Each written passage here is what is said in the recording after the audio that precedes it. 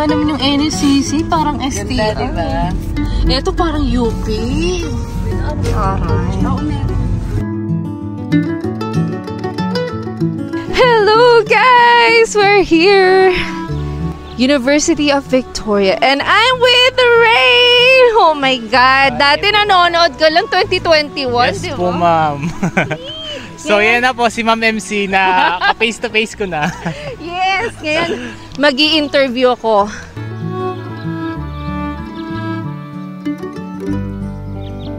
Name and anong program mo dito sa University of Victoria?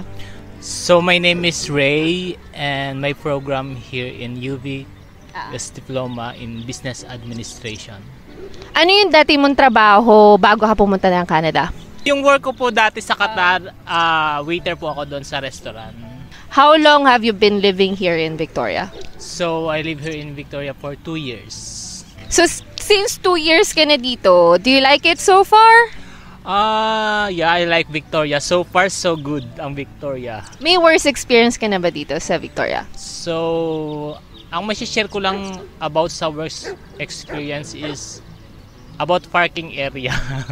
Parking? Yeah. Bakit? Ano nangyari? Kailangan mo magbayad sa mga parking area. Parang lagi ka naman talaga ba? Hindi kasi sa city, kailangan talagang. Pero kung nasa small town kayo guys, hindi nyo kailangan magbayad. Yeah, you need to pay parking.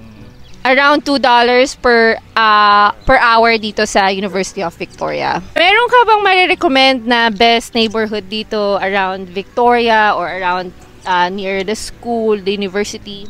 So, yung may re-recommend ko po na place to live, yung malapit po sa University of Victoria, Arok Bay is near around the university and Gordon Head.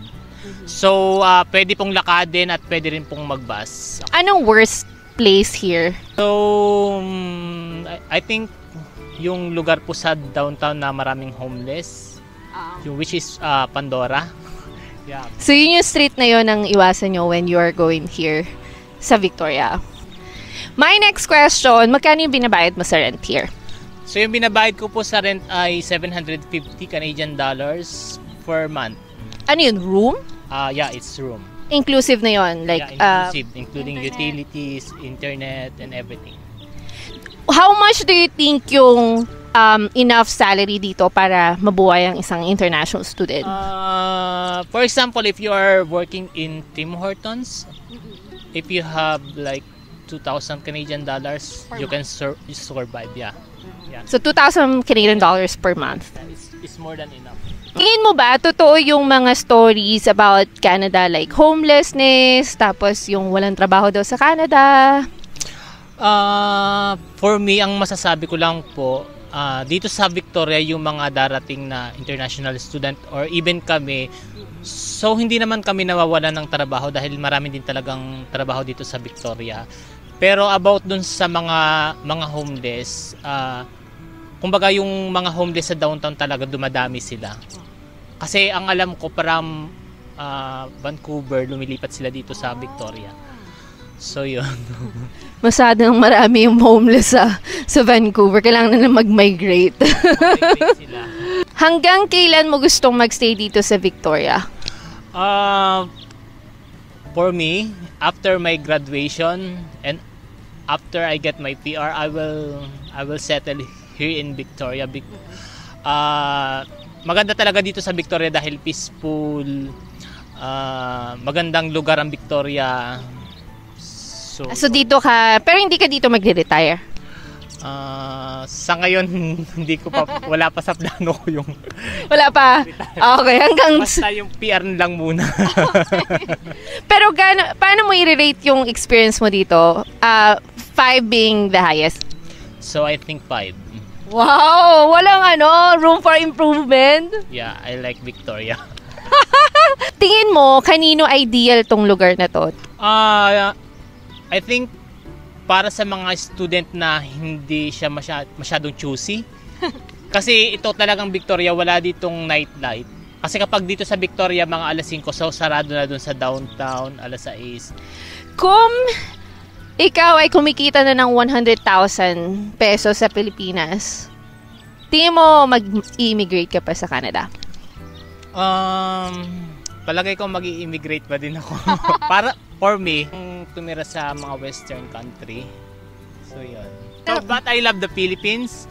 I love Philippines, but also I love to live in other country. Kumbaga sa'yo, hindi lang para sa pera? Hindi lang para sa pera kasi maganda yung environment dito. So, bukod sa healthcare, so maganda talaga yung weather din. So, hindi masyadong mabagyo. So, yun. Kaya, I love Canada. Kasi sa atin parang lagi na lang may dilubyo di ba? Anong ma-advise mo sa mga aspiring students, yung mga nangangarap na katulad mo? So, ang may advice ko lamang po sa mga aspiring student, especially dito sa Victoria, even across Canada, so dapat prepare po tayo emotionally dahil marami po tayong pag-aaralan dito. And then, prepare po tayo financially.